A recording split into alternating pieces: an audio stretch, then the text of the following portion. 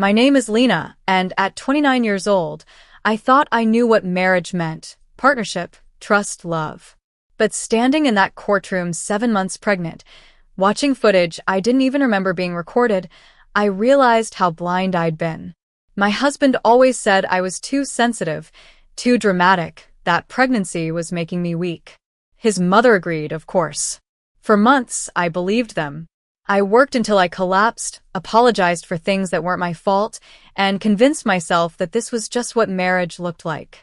Then one night, a hospital security camera captured something that would change everything. The truth, it turns out, doesn't need me to defend it. It just needs to be seen. If you're watching this right now, drop a comment below telling me where you're from, and make sure to hit that like button and subscribe to hear more stories. The alarm went off at 5:30, and I was already awake. I'd been lying there for the past hour, listening to Ethan's steady breathing beside me, feeling the dull ache in my lower back that never really went away anymore. 6 months pregnant, and sleep had become a luxury I couldn't afford, not because of the baby pressing against my ribs, but because of the knot of anxiety that tightened in my chest every morning before he woke up. I slipped out of bed carefully, my hand instinctively cradling my rounded belly as I padded toward the kitchen. The house was cold, silent except for the hum of the refrigerator. I turned on the stove and cracked 3 eggs into the pan, watching them sizzle and pop in the melted butter. By the time Ethan appeared in the doorway, showered and dressed in his pressed work shirt, breakfast was plated and waiting at the table. He sat down without looking at me, scrolling through his phone with one hand while lifting his fork with the other. I poured his coffee, added 2 sugars the way he liked it, and set it beside his plate. "Eggs are cold," he muttered, not looking up. My stomach clenched. I just made them. Let me. Forget it. He pushed the plate away slightly, his jaw tight. Can't even get breakfast right. I swallowed, the apology forming on my lips, and turned back to the counter, gripping the edge until my knuckles turned white. The baby shifted inside me, a gentle flutter that should have felt like comfort but only reminded me how fragile everything had become. He left 20 minutes later, without saying goodbye. I was folding laundry in the living room when the doorbell rang that afternoon. Through the peephole, I saw Margaret's perfectly coiffed hair and Ethan's sister Julia beside her, both holding their designer purses like shields. My heart sank. "Lena, dear," Margaret said sweetly as I opened the door, though her eyes scanned the entryway with barely concealed disapproval. "We thought we'd stop by. Make sure you're managing everything." Julia followed her in, wrinkling her nose slightly. "It's a bit cluttered in here, isn't it?" I glanced around the living room, at the folded laundry basket, the couple of magazines on the coffee table, my laptop open on the couch where I'd been working earlier. Cluttered? This was the cleanest the house had been all week. "I've been working from home," I said quietly, closing the door. "Trying to help with bills." Margaret settled onto the couch like a queen on a throne, smoothing her skirt. "Yes, Ethan mentioned you're finally contributing again. Though I must say, when we told you a good wife stays home and takes care of her family, we didn't expect you'd let the house fall apart in the process." The irony would have been funny if it didn't hurt so much. I'd left my marketing job 18 months ago. Ethan's idea, not mine. He'd convinced me it was for the best, that we'd be happier if I focused on making our house a home. But now that money was tight, suddenly I was lazy for not working. Suddenly, staying home was a character flaw. "I'm doing my best," I said softly. Julia exchanged a look with her mother. "You look tired, Lena. Are you sure you're taking care of yourself? Pregnancy isn't an excuse to let yourself go." I wanted to scream that I was exhausted because I worked 40 hours a week from this very couch while 6 months pregnant, that I cleaned and cooked and tried desperately to be enough for a man who made me feel like I'd never be. But I just smiled weakly and offered them tea. When Ethan came home that evening, Margaret was still there. She'd stayed for hours, her commentary a steady drip of poison. "You should really organize that pantry. The bathroom could use a deep clean. Are you sure you're eating enough? You look swollen. How was your day, honey?"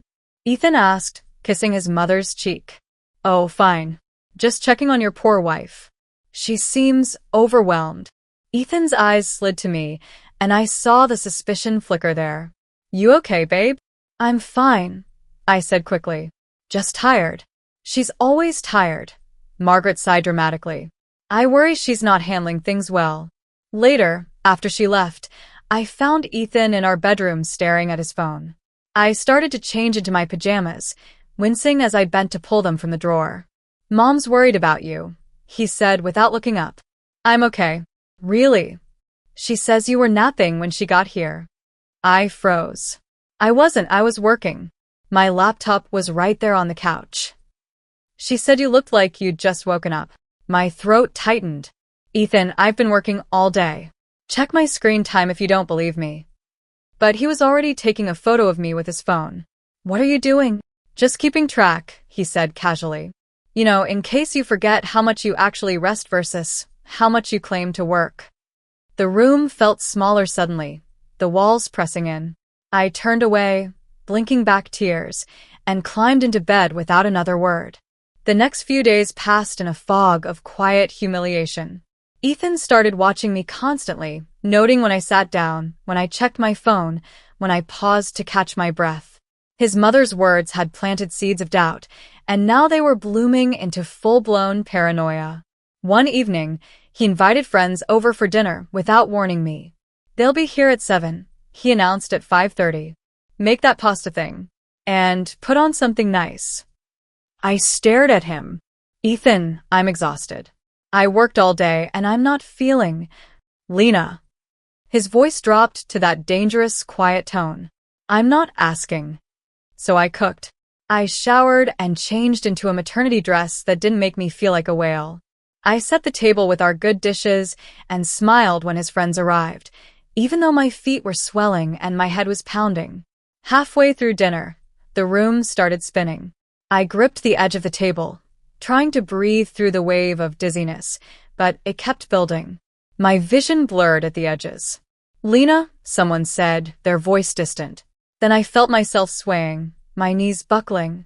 Hands caught me before I hit the floor. Ethan's friend Mark eased me into a chair while his wife fanned me with a napkin. "Should we call someone?" she asked, worried. No. Margaret's voice cut through the concern like a knife. She'd arrived earlier and stayed for dinner. "Oh, she's fine." "She's just dramatic, always needing attention." She laughed. Actually laughed. I sat there, humiliated, while Ethan's friends exchanged uncomfortable glances. No one argued with her. No one defended me, least of all my husband. After everyone left, Ethan cornered me in the kitchen. "Do you have any idea how embarrassing that was?" His voice was cold, controlled. "Fainting like some Victorian maiden in front of my friends?" "I didn't mean to." "You never mean to."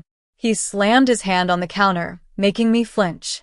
"But somehow, you always manage to make me look bad." "Ethan, please. Just get out of my sight." I retreated to our bedroom, my whole body trembling. I sank onto the edge of the bed and pulled out my phone with shaking hands. "Mara," I texted my best friend. "Something feels wrong lately." "I'm scared to rest." She replied within minutes. "You can come to my place anytime." "I mean it, Lena." "Anytime." But I couldn't. Where would I even begin to explain? How could I tell her that the man I married, the man whose baby I was carrying, had become someone I barely recognized? I looked up at our wedding photo on the wall, Ethan's arm around my waist, both of us grinning like we'd won the lottery. His smile in that picture felt like it belonged to a stranger. What happened to us? I whispered to the empty room. The baby kicked a small flutter against my ribs. I placed my hand over the spot, tears sliding down my cheeks. The next morning, Ethan handed me a printed spreadsheet over breakfast. "What's this?" I asked, scanning the columns of numbers. "Household expenses. Broken down by month." He sipped his coffee calmly. "You're going back to work. Full-time remote. I already found you a data entry position through Mike. You start Monday." "But I'm already working, and the baby isn't due for 3 more months.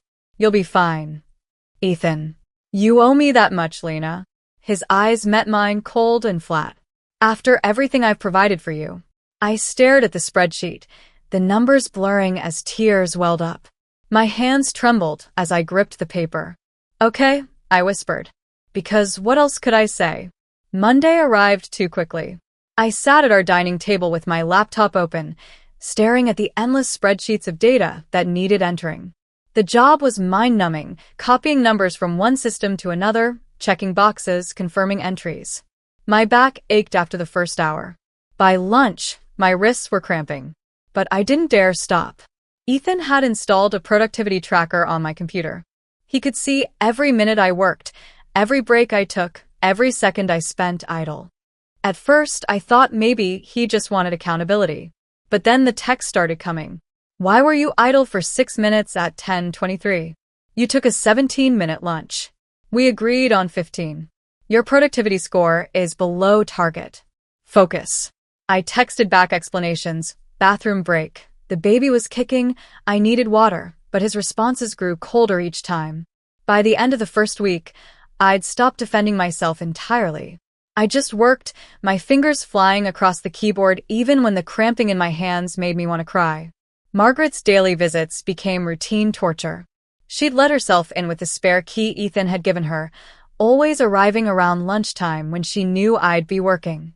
She'd wander through the house making comments. Is this how you keep the kitchen? The baseboards are filthy. Are you really wearing that? While I tried desperately to focus on my work. One afternoon, she stood behind me while I typed, watching over my shoulder. You can't even keep a man happy, she said softly. How will you ever raise a baby?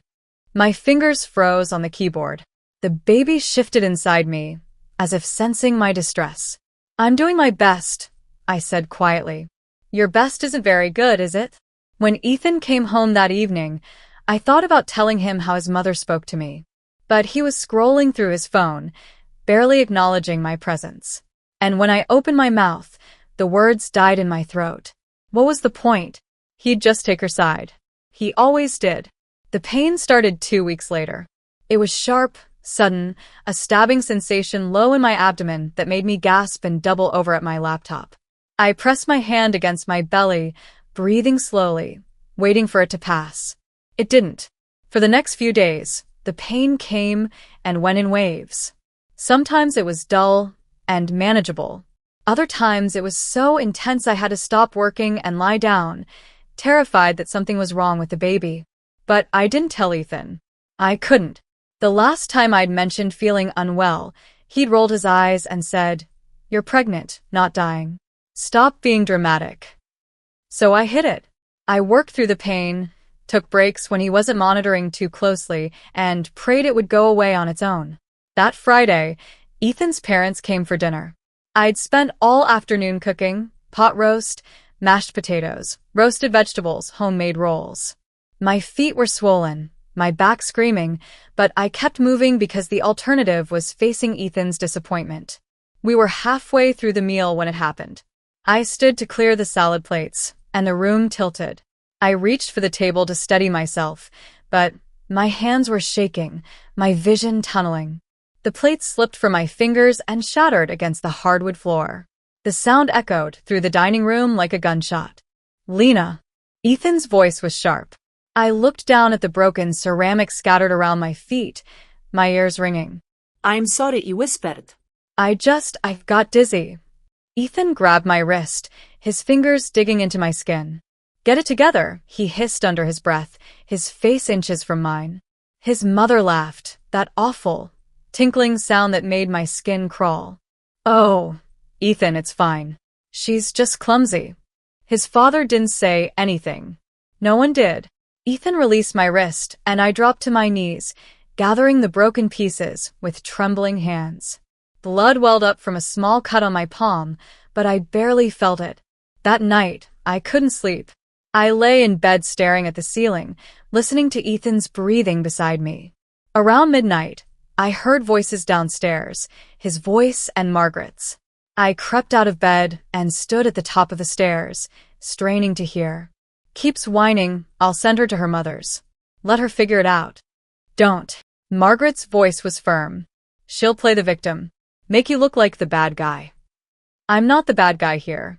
I'm barely holding it together financially, and she acts like she's doing me a favor by working part-time. You're too soft on her, Ethan. She needs structure.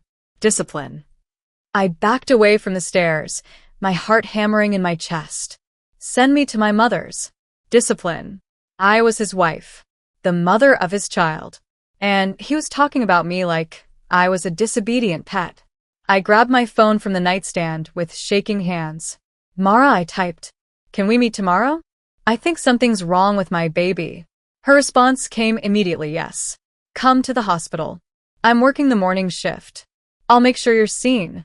I set the phone down and curled onto my side, one hand on my belly, tears streaming silently into my pillow. The next morning, Ethan woke me at 5 a.m., yanking the blankets off. Get up. My parents are coming for breakfast. I blinked groggily. What? I said get up and make breakfast for my parents. His voice was hard, impatient. They're driving 2 hours to see us. The least you can do is feed them. Margaret appeared in the doorway, already dressed and made up despite the early hour. You deserve this, she said coolly, her eyes raking over my rumpled pajamas. Maybe it'll teach you some responsibility. The pain hit me then, sharp, worse than before. I gasped, clutching my stomach. Stop being dramatic, Ethan snapped. Get up. But I couldn't. The pain radiated through my abdomen, stealing my breath. I tried to stand, but my legs wouldn't support me. Ethan, I gasped. Something's wrong. Oh, for God's sake. He turned and walked out, Margaret following him with a disgusted shake of her head. I heard them in the kitchen, the clink of dishes, the murmur of conversation. They were making breakfast themselves, leaving me crumpled on the bedroom floor. My phone was on the nightstand. I reached for it, my vision swimming. Mara, I typed, my fingers clumsy. Help. Something's wrong. please. Then everything went black. I woke up to beeping. Steady, rhythmic beeping that matched the pounding in my head. My eyes fluttered open, and white ceiling tiles came into focus. Hospital. I was in a hospital. Lena? A familiar voice, soft and warm. I turned my head, slowly, because everything hurt, and saw Mara sitting in the chair beside my bed. Her scrubs were wrinkled, dark circles under her eyes. How long had she been here? Hey, she said, taking my hand. You're okay. You're safe.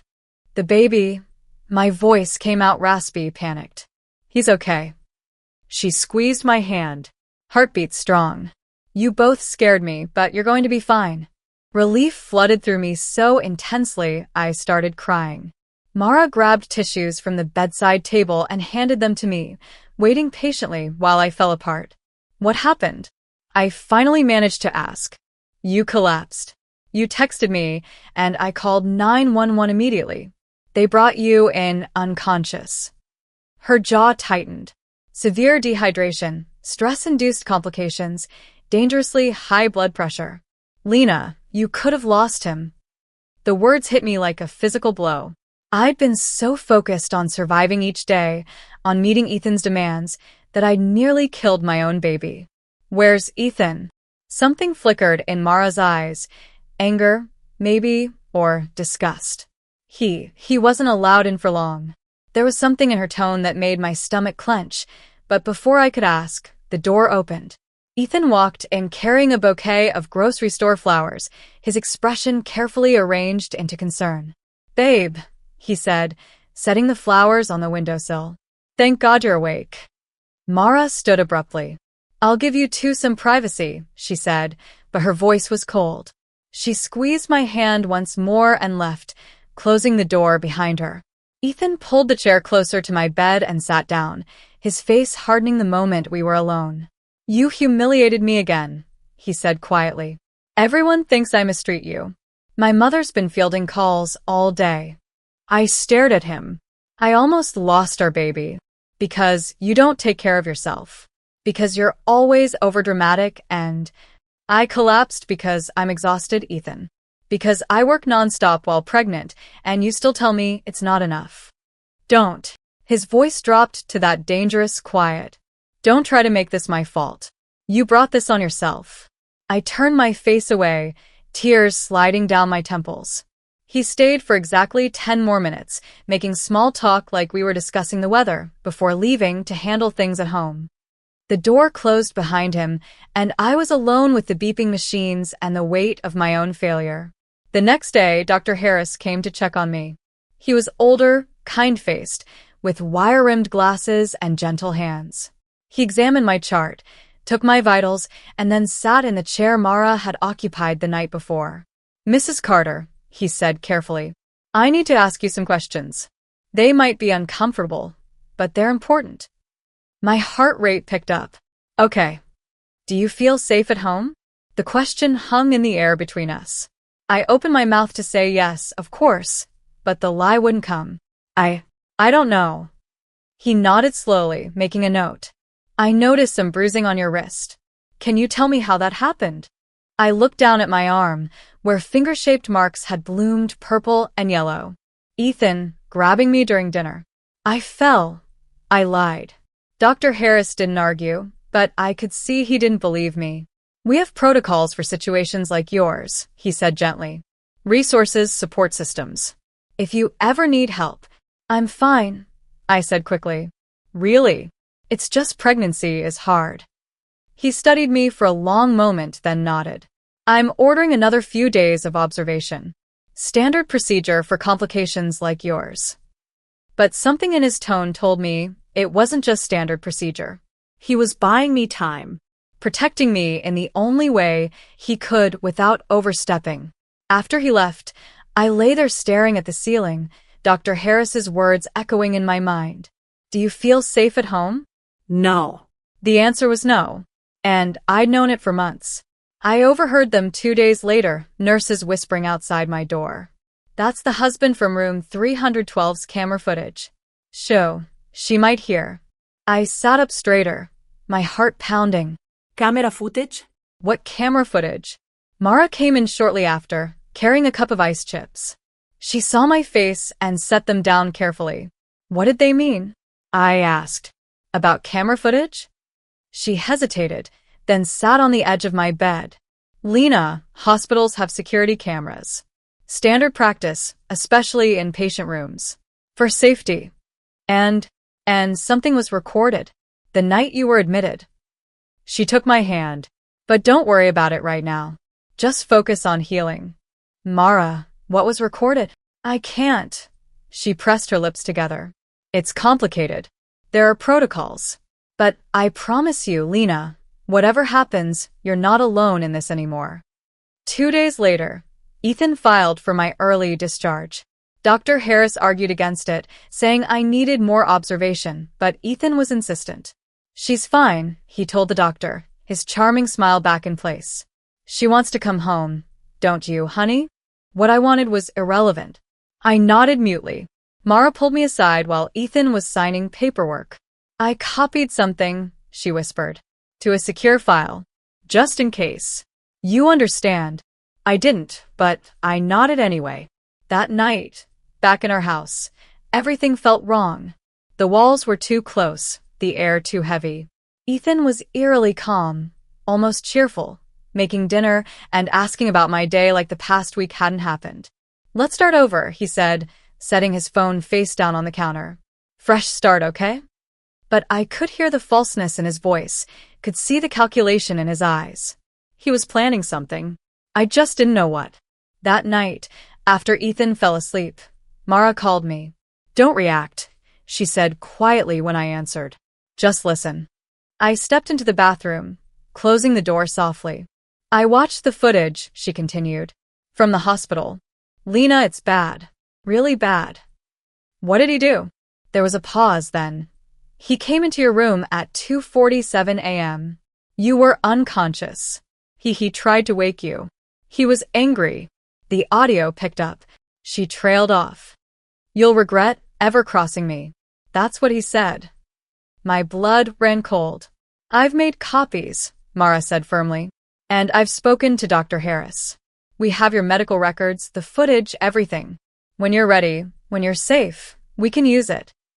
I sank onto the closed toilet seat, my free hand pressed against my mouth to keep from sobbing. "Thank you," I whispered. "You're my best friend," she said simply. I won't let him get away with this. After we hung up, I looked at myself in the bathroom mirror, pale, hollow-eyed, a ghost of who I used to be. But underneath the exhaustion, underneath the fear, something new was stirring. Anger. I started planning in secret. It began small, reaching out to my old boss, asking if there were any freelance opportunities. She remembered me, remembered my work, and within a week, I had 2 small contracts. Nothing major, but it was mine. Money that Ethan didn't know about, couldn't track, couldn't control. I opened a separate bank account using Mara's address, depositing the freelance payments there. Every dollar felt like a tiny brick in the wall I was building between myself and this life that was suffocating me. I was 7 months pregnant now. My belly was huge, my back constantly aching, but I worked through it. During the day, I did the data entry job Ethan monitored. At night, after he fell asleep, I worked on my freelance projects in the bathroom with the door locked, my laptop balanced on my knees. I was exhausted. But I was also, for the first time in months, hopeful. Margaret noticed the change first. I'd started wearing makeup again just a little, just enough to feel human. I'd bought a new maternity dress with my freelance money, something that actually fit and made me feel pretty instead of like a whale. Small things that shouldn't have mattered, but somehow did. She cornered me in the kitchen one afternoon while Ethan was at work. "You're plotting something," she said, her eyes narrowed. "I can tell." "I don't know what you mean." "Don't play stupid with me, girl." She stepped closer, invading my space. "You think you can leave my son? You think you can just walk away?" "I haven't said anything about leaving. But you're thinking it. I see it in your eyes." She poked my shoulder with one perfectly manicured finger. "You're nothing without him. You understand that? Nothing." After she left, I called Mara, shaking. "She knows something's different," I said. "What if she tells Ethan?" "Let her," Mara said firmly. "We're ready whenever you are. You've got the medical records, the footage, witness testimony from the hospital staff. You're not trapped anymore, Lena." But it didn't feel that way. It felt like the walls were closing in. The next day, Ethan installed a camera in our living room. "Just for security," he said casually, mounting it above the TV. "There've been break-ins in the neighborhood." I knew it wasn't for break-ins. It was for me. Now, he could watch me even when he wasn't home. Monitor whether I was working, resting, eating, existing in a way that met his approval. The lens felt like an eye following me everywhere, judging my every move. I started spending more time in the bedroom and bathroom, the only spaces without cameras. Ethan found the receipts on a Tuesday evening. I'd been careless, leaving a few printed confirmations for my freelance work in my laptop bag. He must have gone through it while I was in the shower because when I came out, he was sitting on our bed holding the papers, his face dark with rage. "What the hell is this?" he demanded. My stomach dropped. "It's just some freelance work." Some freelance work? He stood up, waving the papers. "You're working behind my back? Making money I don't know about. I just wanted to save some extra for the baby. You can't do anything without me." He slammed the papers onto the dresser, making me flinch. "Nothing. You understand? You don't work unless I tell you to work. You don't make decisions unless I approve them. You are my wife. I'm not your property." The words burst out before I could stop them. The silence that followed was deafening. Ethan's face went carefully blank. "What did you just say?" I backed toward the door, my hand protectively over my belly. "I'm trying to provide for our child. That's all." "Get out of my sight," he said quietly. Too quietly. I fled to the bathroom, locking the door behind me, and sat on the floor with my back against the tub, crying as silently as I could. The argument exploded 3 days later. We were eating dinner, or rather, I was pushing food around my plate while Ethan scrolled through his phone, when I finally said what had been building inside me for weeks. "You nearly cost our baby its life." His head snapped up. "What?" "When you forced me to work while I was collapsing. When you ignored every sign that something was wrong. You could have killed him." My voice was shaking but steady. "Our son almost died because you cared more about controlling me than keeping us safe." Ethan stared at me for a long moment. Then he smiled, this cold, terrible smile that made my skin crawl. Maybe if you'd listened better, he said softly, none of that would have happened. The casualness of it, the complete lack of remorse, broke something inside me. I stood up from the table and walked to our bedroom, closing the door behind me. Then I pulled out my phone and called the number Mara had given me weeks ago, a legal advocate who specialized in domestic cases. I need help, I said when she answered. I need to get out. The legal notice arrived 3 days later. Temporary restraining order, pending a court hearing. Mara and Dr. Harris had already submitted their testimony. The hospital footage was officially entered as evidence. I wasn't there when Ethan opened the envelope, but I heard about it from Margaret's panicked phone call. What have you done? She shrieked. You're ruining our family name. You ungrateful. I hung up on her. That evening, Ethan stormed the hospital where Mara worked. I heard about it later. How he tried to confront her, how security had to physically remove him, how she'd stood calmly in front of him and said, "You might have fooled her for a while, but cameras don't lie." I'd moved into Mara's apartment by then. She'd set up the guest room with everything I needed, a comfortable bed, prenatal vitamins, herbal tea. For the first time in months, I slept through the night. The hearing was scheduled for the following week. I spent the days preparing with my attorney, going over every detail, every incident, every moment of control and cruelty. It was exhausting, reliving it all, but also strangely cathartic. The night before court, I stood at Mara's window, looking out at the city lights, one hand resting on my belly. The baby was moving more now, stronger kicks that sometimes took my breath away. "You're my reason to fight," I whispered to him. "You're why I'm doing this." Lightning flashed across the sky, illuminating the clouds for a brief, brilliant moment.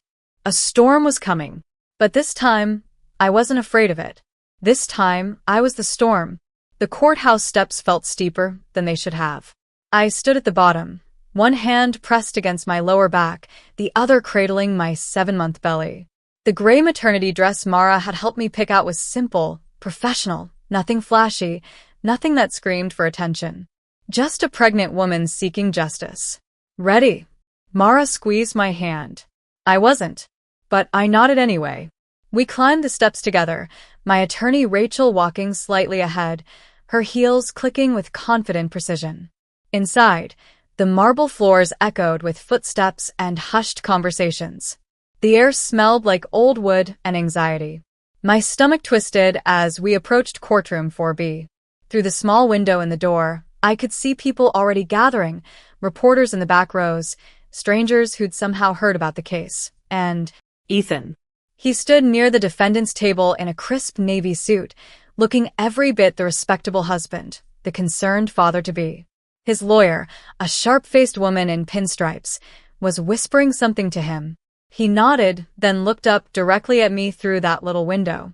He smirked. My breath caught. Mara felt me freeze and immediately stepped between us, blocking his view. "Don't look at him," she said firmly. "Look at me. You're not alone anymore." I focused on her face, on the kindness in her eyes, and forced myself to breathe. "You're not alone," she repeated. We entered the courtroom. The gallery was more packed than I'd expected. I recognized a few faces, some nurses from a hospital, Dr. Harris sitting near the back, a couple of journalists with their notebooks ready. And there, 3 rows behind Ethan, sat Margaret with her arms crossed, her expression carved from ice. She stared at me like I was something she'd scraped off her shoe. I sat at the plaintiff's table, Rachel on my right, Mara behind me. My hands trembled as I folded them on the table, so I pressed them against my belly instead. The baby kicked, as if reminding me why we were here. "All rise." Judge Reynolds entered, a woman in her 60s with steel-gray hair and sharp, intelligent eyes. She settled into her seat, surveying the courtroom with the air of someone who'd seen every trick, every lie, every manipulation people could conjure. "Be seated," she said, her voice carrying effortlessly. "Let's begin." Ethan's lawyer started strong. She painted him as a devoted husband, a hard-working provider who'd been deeply concerned about my health throughout the pregnancy. She spoke in smooth, practiced tones about the unfortunate misunderstanding that had led to my hospitalization. Mr. Carter was under tremendous financial pressure, she explained, pacing before the jury box. He'd asked his wife to contribute to household expenses, a reasonable request. He never demanded she overwork herself. In fact, my client was devastated to learn of her collapse. I watched Ethan nod along, his expression perfectly calibrated to show concern and hurt. This is a case of marital discord, the lawyer continued, complicated by the stresses of pregnancy. But it is not, as the plaintiff suggests, a case of abuse or coercion. My client has been unfairly vilified for trying to hold his household together during difficult times. When she sat down, Margaret leaned forward and patted Ethan's shoulder. He reached back and squeezed her hand. The performance was flawless. Rachel stood, adjusting her glasses. Your Honor, I'd like to introduce evidence that tells a very different story. One that Mrs. Carter's words alone cannot fully convey, but that medical records, witness testimony, and video evidence will make abundantly clear. She approached the bench with a folder. These are hospital admission records from St. Mary's Medical Center, dated 3 weeks ago. They show that Mrs. Carter was admitted unconscious, severely dehydrated, suffering from stress-induced complications that threatened both her life and her unborn child's. The judge reviewed the documents, her expression unreadable. Rachel continued. The records indicate bruising consistent with forceful gripping, elevated blood pressure at dangerous levels, and clear signs of prolonged physical and emotional distress. Objection, Ethan's lawyer said smoothly. Pregnancy complications are not uncommon. This proves nothing about my client's conduct. Sustained, but I'll allow the records as evidence, Judge Reynolds said. Continue, Ms. Chen. Rachel called her first witness, Dr. Harris. He took the stand with quiet dignity, his hands folded calmly as he was sworn in. Rachel asked him to describe my condition when I was admitted.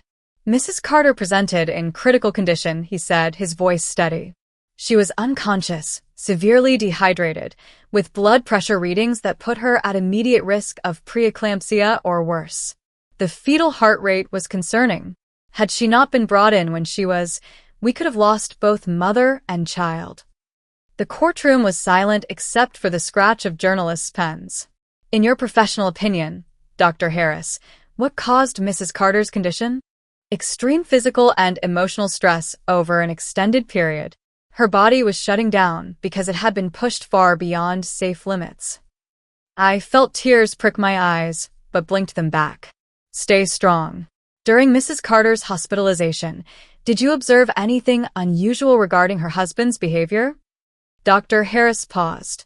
I noticed Mr. Carter seemed more concerned about appearances than his wife's well-being. He pushed for early discharge against my medical advice. And I was later made aware of an incident captured on hospital security cameras. We'll address that footage shortly, Rachel said. Thank you, Doctor.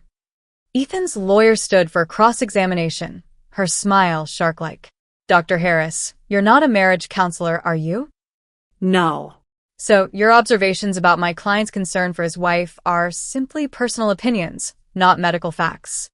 I've treated enough patients to recognize when someone is genuinely concerned versus when they're managing appearances. But that's still an opinion, isn't it?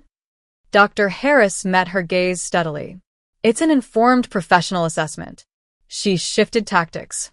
Did Mrs. Carter ever explicitly tell you her husband was abusing her? My heart sank. She indicated she didn't feel safe at home. That's not what I asked. Did she say, my husband is abusing me? No, Dr. Harris admitted quietly. No further questions. As Dr. Harris stepped down, I caught his eye. He gave me a small, reassuring nod. He'd done what he could.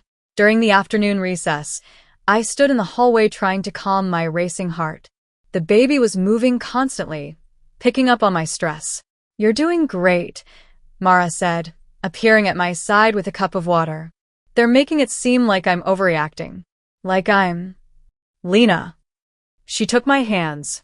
We have the footage. That changes everything. Just hold on a little longer.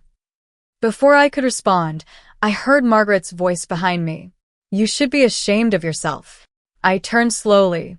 She stood there with 2 other women, Ethan's aunt and cousin. I realized, all three of them looking at me with identical expressions of disdain. Dragging a good man through court because you can't handle a little stress? Margaret continued. You're pathetic. That's enough, Mara said sharply, stepping between us. Stay out of this, nurse. Margaret's lip curled. You're just as guilty, poisoning her mind against her own husband. Mrs. Carter. Rachel appeared, her voice cold and professional. I suggest you leave my client alone, or I'll have the bailiff escort you out. Margaret glared but turned and walked away, her entourage following like ducklings. I was shaking.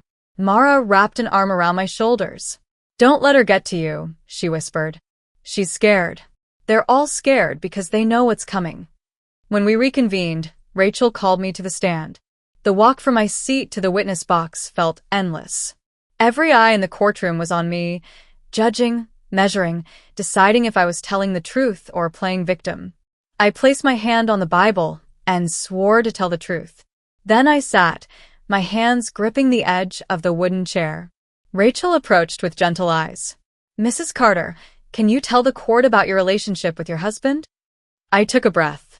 It wasn't always like this. When we first married, Ethan was kind, supportive, but after a while, things changed. He became controlling, critical. Nothing I did was ever good enough. Can you give specific examples? He convinced me to quit my job, saying a good wife stays home. But then when money got tight, he blamed me for not working. He installed monitoring software on my computer to track my productivity. My voice cracked. He made me feel like I was worthless. Objection, Ethan's lawyer said. The defendant's feelings about herself are not evidence of wrongdoing. Your Honor, I'm establishing a pattern of psychological abuse, Rachel countered.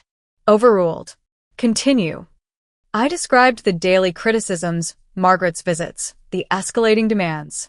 I told them about collapsing on the kitchen floor, about working until my hands cramped and my vision blurred.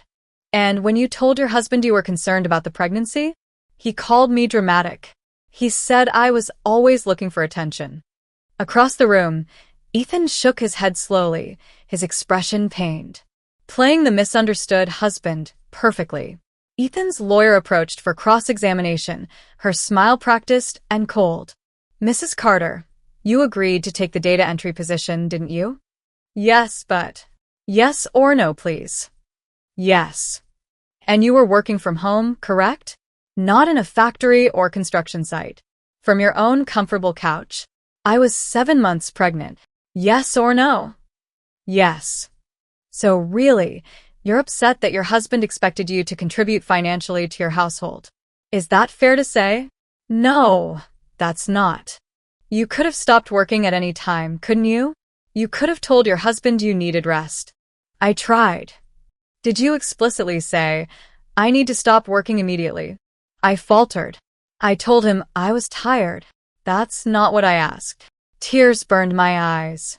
She was twisting everything, making me sound unreasonable, making my suffering sound like inconvenience. Mrs. Carter, isn't it true that you're simply a woman who couldn't handle the normal stresses of marriage and pregnancy, and now you're trying to blame your husband for your own shortcomings? No, the word burst out. He controlled every aspect of my life. He monitored me constantly. He grabbed me so hard he left bruises. Allegedly left bruises. There are photos, which could have come from any number of sources during pregnancy. Bumping into furniture, normal clumsiness. I'm not lying. No further questions, she said smoothly, walking back to her table. I sat there shaking, feeling like I'd just been shredded. Rachel gave me an encouraging nod as I stepped down, but I felt hollow. Maybe this was a mistake. Maybe no one would believe me. That evening, Mara insisted I stay with her instead of going to the temporary apartment the court had arranged. Tomorrow changes everything, she said, handing me chamomile tea. You just need to get through tonight. I sat on her couch, the baby doing gymnastics in my belly, and wondered if she was right. Or if Ethan's perfect performance had already won. The courtroom felt different the next morning, charged somehow. Expectant. Judge Reynolds took her seat and surveyed the room. Miss Chun, I understand you have video evidence to present. Yes, Your Honor. Rachel stood, holding a USB drive.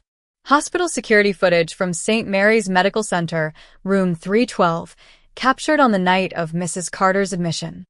My heart hammered against my ribs. This was it. The moment everything would either validate my truth or fall apart. Ethan shifted in his seat, his confident smirk still in place. But I saw his lawyer lean over and whisper something urgent. The bailiff set up a large monitor facing the gallery. Rachel inserted the USB drive. This footage shows Mr. Carter entering his wife's hospital room at 2:47 a.m., approximately 6 hours after she was admitted in critical condition. The screen flickered to life. There I was, lying in that hospital bed, unconscious. Machines beeped steadily around me, for lines snaking from my arms. I looked so small, so vulnerable. Then the door opened, and Ethan walked in. Even in the grainy security footage, his body language was unmistakable, aggressive, angry. No concerned husband rushing to his wife's bedside. He strode to my bed and stood over me, his hands clenched. The audio was faint, but the courtroom was dead silent. Get up. My stomach dropped. That was his voice. Get up. You're embarrassing me even in a hospital. Gasps rippled through the gallery. I couldn't look away from the screen, watching this man I'd married lean over my unconscious body and shake my arm. The machines started beeping frantically. On the footage, my body jerked slightly, an involuntary response to his rough handling. Then Mara's voice, firm and sharp. Sir, you need to leave. Now. She fakes everything. Ethan's voice rose, clearer now. She's playing victim, and you're all falling for it. The door burst open and a security guard appeared. There was a brief struggle. Ethan trying to stay, the guard physically moving him toward the door. You'll regret this, Ethan spat, looking back at my unconscious form. You'll regret ever crossing me. The footage ended.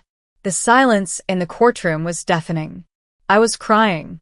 I didn't realize it until Mara pressed tissues into my hand. Tears streamed down my face as I relived that night, a night I didn't even remember because I'd been unconscious, helpless. Judge Reynolds' face had gone cold, her eyes fixed on Ethan. Mr. Carter.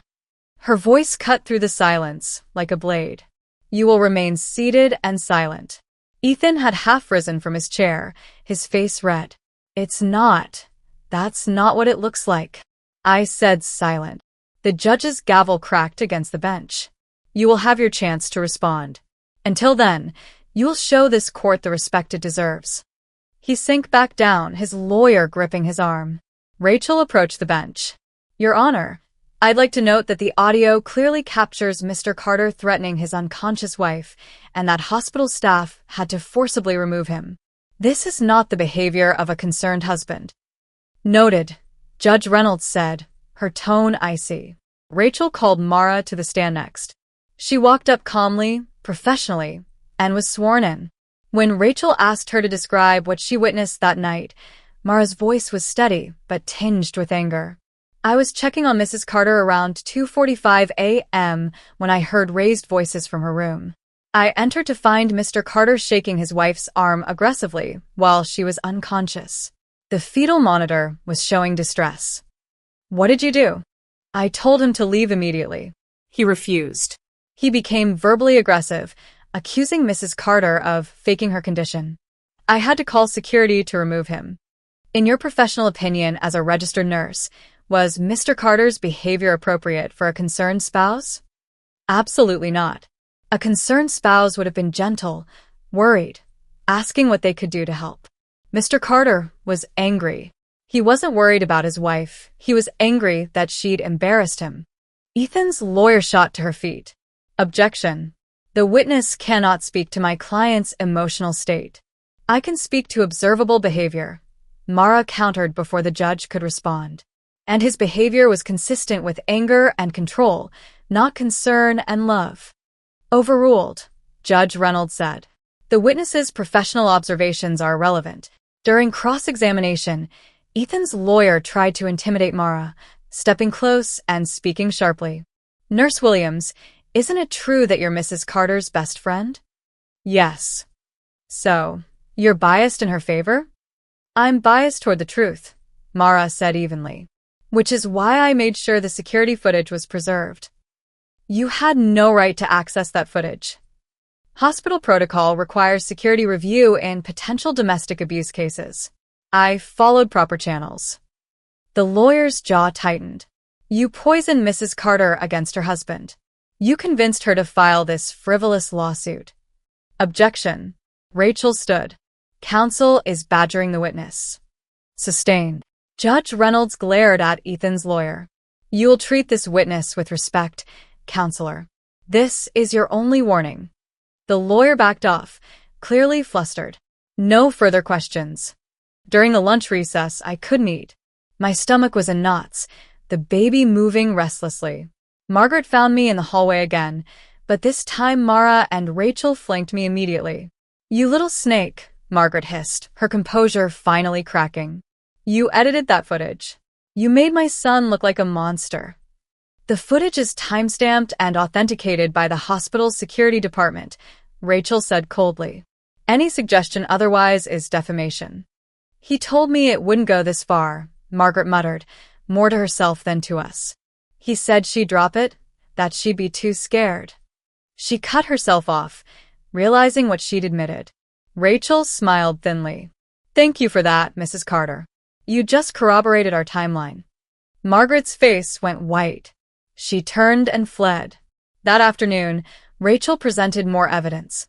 Phone records showing dozens of late-night calls between Ethan and Margaret, texts where he complained about me, whining and being dramatic, and the falsified early discharge papers he'd signed against medical advice.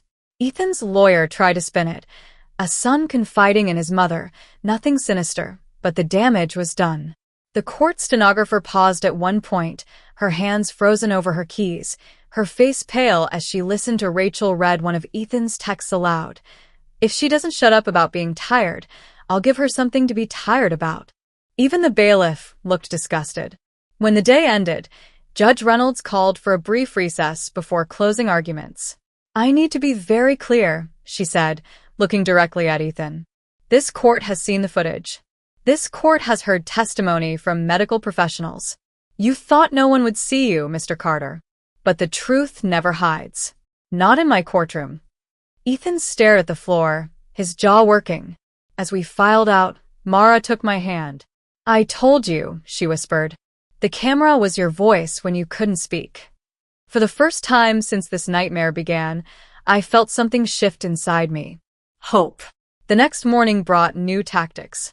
Ethan and his lawyer had clearly spent the night strategizing because his demeanor had completely changed.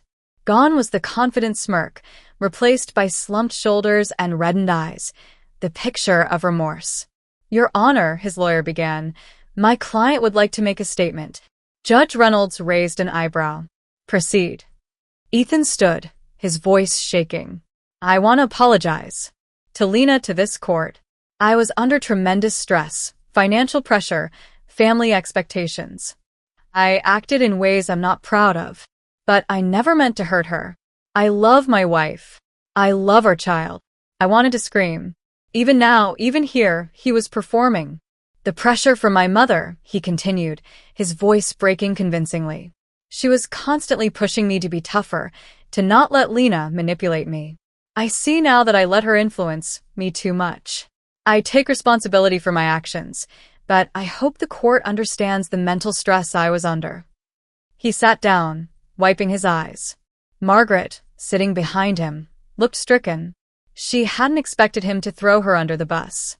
Rachel stood for redirect, her expression skeptical. Mr. Carter, you claim you were under your mother's influence. Yet these are your text messages, are they not? She held up printed records. Messages sent from your phone, using your words, making threats against your wife.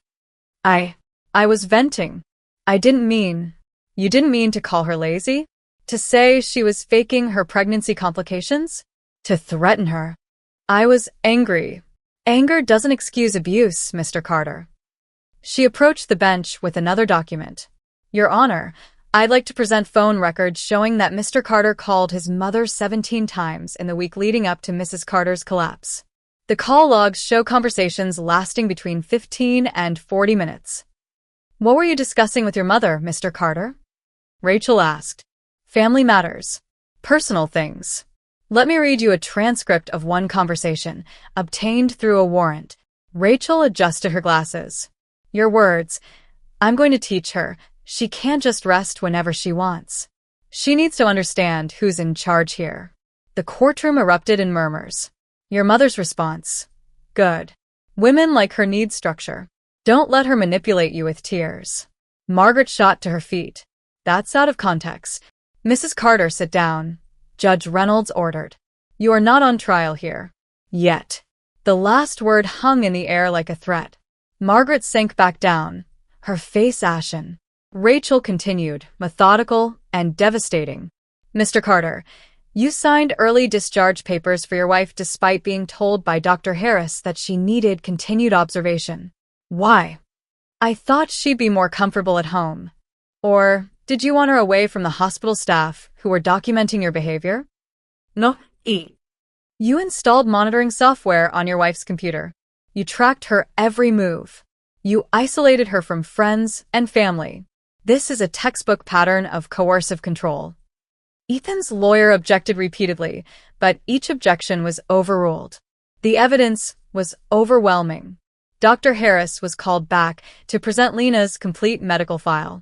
Mrs. Carter's condition deteriorated over months, not days, he explained. Elevated blood pressure readings going back 4 months. Weight loss despite being pregnant. Signs of chronic stress and sleep deprivation. These are not normal pregnancy complications. These are the physical manifestations of sustained abuse.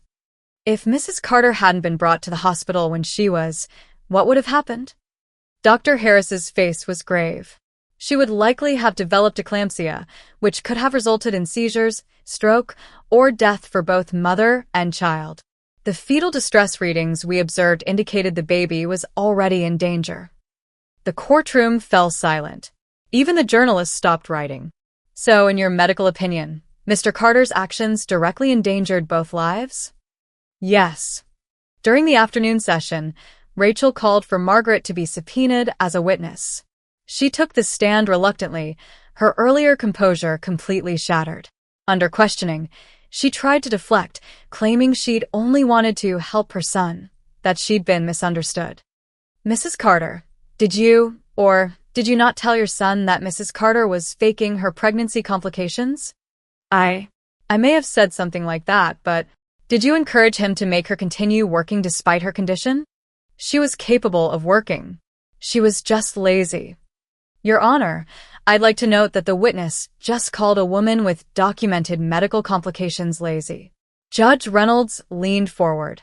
Mrs. Carter, I suggest you choose your next words very carefully. Margaret's hands trembled. I only wanted what was best for my son. What was best? Or, what gave you control? Rachel pressed. Did you enjoy undermining your daughter-in-law? Making her feel worthless? Objection. Ethan's lawyer tried weakly. Overruled. I don't have to answer that. You do, actually, Judge Reynolds said coldly. Answer the question. Margaret's face crumpled. She wasn't good enough for him. She trapped him with that pregnancy. She's married to him, Mrs. Carter. Pregnancy isn't a trap, it's a consequence of marriage. She ruined his life. The admission hung in the air. Margaret seemed to realize what she'd said and pressed her hand to her mouth. Rachel turned to the judge. No further questions. Outside the courtroom during the evening recess, Mara found me sitting on a bench, staring at nothing. He's falling apart in there, she said gently, sitting beside me. They both are. I almost feel sorry for him, I admitted. For 1 second, seeing him cry, I almost. Don't. Mara took my hand firmly. He's not sorry for what he did. He's sorry he got caught. There's a difference. I know. He never thought you'd stand up. That's why this is destroying him. Not guilt. Wounded pride. She was right. Ethan wasn't grieving the loss of our relationship. He was humiliated that his victim had found her voice. The next morning brought Ethan's lawyer's last desperate attempt, a plea deal. My client is willing to attend anger management classes, pay any medical expenses, and agree to supervised visitation with the child once born. Judge Reynolds looked at Rachel. Counselor. Rachel stood. My client rejects any plea deal that doesn't include a formal admission of abuse, a protective order, and mandatory counseling specifically for domestic abusers, not generic anger management. The judge nodded. Request denied, counselor. We'll proceed to verdict. Ethan's face went pale. His lawyer slumped in her chair. Margaret stood up suddenly. Your Honor, please. He's my son. He made mistakes, but he doesn't deserve. Mrs. Carter, one more outburst, and I'll hold you in contempt. Sit down. She sat, tears streaming down her face. Judge Reynolds took a long moment, looking at the evidence spread before her, then at Ethan, then at me. This case, she said slowly, is not about a broken marriage. This is not about two people who simply couldn't get along. This is about power, control, and the systematic destruction of another person's autonomy and dignity. She turned to Ethan. You will have your opportunity to speak at sentencing. But understand this. Every piece of evidence presented here paints a picture of a man who viewed his wife not as a partner, but as property. And when that property didn't perform to your standards, you punished her. Ethan stared at the table. We'll reconvene tomorrow for my final ruling, Judge Reynolds said. Court is adjourned. That night, I sat in Mara's apartment, one hand on my belly, feeling the baby move. Whatever happens tomorrow, Mara said softly, you've already won. You found your voice. You stood up. That takes more courage than most people have in their entire lives. I'm terrified. I know, but you're also the strongest person I know. The baby kicked hard, making me wince and laugh at the same time. He agrees, I said. Tomorrow would bring the verdict. Tomorrow would decide whether justice was real or just a word people said to make themselves feel better. But tonight, for the first time in months, I felt like myself again. Scared. Hurt, but whole. The courthouse was packed. Word had spread, social media, local news, the relentless curiosity of people who loved a dramatic story. The headline had been everywhere. Hospital footage exposes husband's abuse during wife's medical crisis. I sat at the plaintiff's table, Rachel on one side, Mara behind me, and tried to breathe steadily. My belly seemed enormous today, the baby unusually active, as if he knew something important was happening. Ethan sat across the aisle, his suit perfectly pressed, but his face haggard. Margaret wasn't in the courtroom today. She'd been subpoenaed for further questioning about her role in the abuse, and suddenly her son's trial was the least of her concerns. All rise. Judge Reynolds entered, her face composed but her eyes sharp. She'd spent the night reviewing everything. I could tell by the thick folder she carried, pages marked with colored tabs. We sat. The courtroom held its collective breath. This case, Judge Reynolds began, has been difficult to witness. Not because the law is unclear, but because the evidence reveals a level of cruelty that should never exist within a marriage, particularly not during such a vulnerable time as pregnancy. She looked directly at Ethan. Mr. Carter, this is not about anger. This is not about stress. This is not about financial pressure or maternal influence or any of the excuses your defense has offered. This is about truth.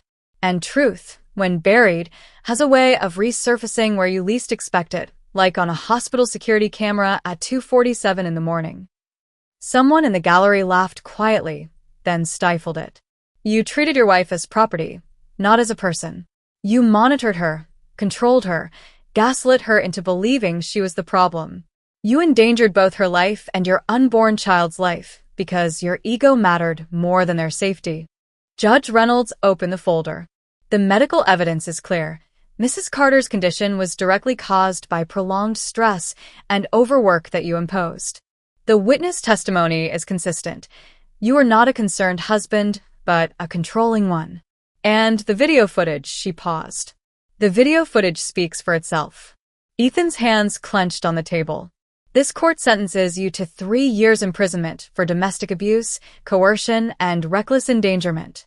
Additionally, A permanent restraining order will be issued, prohibiting you from contacting Mrs. Carter or your child except through court-supervised visitation, pending evaluation. The gavel cracked against the bench.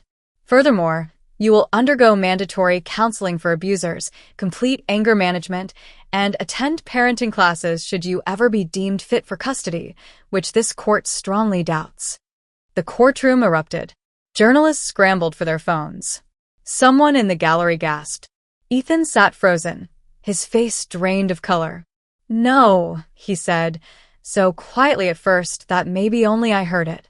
Then louder. "No, this isn't. I'm not going to prison for..."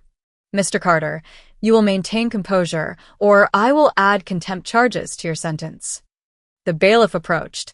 Ethan looked at his lawyer desperately, but she was already packing her briefcase, clearly done with this case. "This is insane." Ethan stood, pointing at me. "She ruined me. She destroyed my life over nothing." "You did that yourself," Judge Reynolds said coldly. "Bailiff." Two officers moved toward Ethan. He backed away, his confidence finally, completely shattered. "Lena," he said, his voice breaking. "Lena, please. Tell them I didn't mean it." We can fix this. "We can." "Mr. Carter, you are in contempt." "Bailiff, remove him." They cuffed him. Ethan struggled for a moment, then seemed to collapse inward. As they led him toward the side door, he looked back at me one last time. "You ruined me," he said. And for the first time in our entire marriage, I looked him directly in the eyes and spoke my truth. "No," I said quietly. "You did that yourself." The courtroom slowly emptied. Margaret appeared briefly in the hallway outside, red-eyed, shaking, looking 10 years older. She opened her mouth as if to speak to me, then closed it. What could she possibly say? She turned and walked away, her perfect composure finally, irrevocably broken. Dr. Harris found me in the hallway, Mara at my side. "I wanted to give you this," he said, handing me an envelope. Inside was an updated ultrasound scan, the baby's profile clear and perfect. "He's a fighter," Dr. Harris said with a gentle smile. "Strong heartbeat, healthy growth. He takes after his mother." I pressed my hand to my belly, tears sliding down my cheeks. "Thank you. For everything." "You fought for yourself," he said. "I just provided evidence. The courage was all yours." A week later, Mara received formal recognition from the hospital for her role in identifying and documenting domestic abuse. We stood in the hospital's administrative office, both of us slightly uncomfortable with the attention. The hospital's director shook Mara's hand and presented her with a certificate. "Because of your vigilance," he said, "we're implementing new protocols for identifying domestic abuse cases. Every staff member will receive training, and we're installing additional security measures in patient rooms." "I just did what was right," Mara said quietly. "That's what makes you extraordinary." Afterward, we walked to the cafeteria for terrible coffee and mediocre sandwiches, our celebration lunch. "They're calling it the Carter Protocol in the system," Mara said, shaking her head. "Like I'm some kind of hero." "You are," I said firmly. "You saved my life. My baby's life." She reached across the table and squeezed my hand. "You saved your own life. I just made sure people saw what was really happening." 3 weeks later, I moved into my own apartment. It was small, a one-bedroom in an older building, nothing fancy. But it was mine. The windows faced east, letting in morning sunlight that painted the hardwood floors gold. I'd bought second-hand furniture, hung cheerful curtains, and set up a tiny nursery corner with a crib Mara had helped me assemble. Soft blue walls, a mobile with stars and moons, a rocking chair where I could feed my son when he arrived. Peace. Quiet. Safety. I stood in the living room one evening, 8.5 months pregnant now, and looked around at the space I'd created. No monitoring software. No cameras. No one watching my every move, waiting for me to fail. Just me, my baby, and the future we'd build together. The letter arrived on a Tuesday. It was from Judge Reynolds, handwritten, not an official court document. "Dear Mrs. Carter, cases like yours are why I became a judge. Not because I enjoy witnessing cruelty, but because I believe in the power of truth and justice to heal what cruelty has broken. You walked into my courtroom broken but determined. You left victorious not because you destroyed your abuser, but because you refused to let him destroy you. You reminded us that silence can be broken with evidence, and pain can end with courage. You reminded us that victims are not weak, they are warriors fighting invisible battles. Your son is lucky to have you as a mother. May you both find peace, joy, and all the happiness you deserve. With respect and admiration, Judge Margaret Reynolds. I folded the letter carefully and placed it in a box of important documents: divorce papers, the restraining order, medical records. Evidence of survival. The final scene came on a quiet Saturday morning. I woke early, as I always did now, not from anxiety, but from the baby's increasingly insistent kicks. He was due in 2 weeks, and apparently, he was ready to meet the world. I padded to the kitchen, made decaf coffee, and started breakfast: scrambled eggs, toast, fresh fruit. The morning light streamed through the windows, warming my face. I wasn't cooking for anyone's approval. I wasn't rushing to meet someone else's standards. I was simply making breakfast because I was hungry, because I wanted to, because this was my kitchen in my home, and I could do whatever I wanted. I hummed while I cooked, some song I'd heard on the radio, cheerful and light. When the eggs were done, I plated them and sat at my small table, looking out the window at the street below. People walking their dogs, a neighbor watering plants on their balcony, the ordinary beautiful chaos of life happening all around me. The baby kicked, a strong, determined kick that made me laugh. "Good morning to you too," I said softly, placing my hand over the spot. I caught my reflection in the window, my face fuller now, healthier, my eyes clear, the dark circles fading. I looked like myself again. Or maybe I looked like someone new, someone stronger. "You're safe now," I whispered, to the baby and to myself. And for the first time in longer than I could remember, I believed it. Here's a question for you. If you had evidence that could save your life but destroy your family's image, would you use it? Or would you stay silent to keep the peace? Drop your answer below, hit that like button, and subscribe for more stories about courage, justice, and the strength it takes to choose yourself.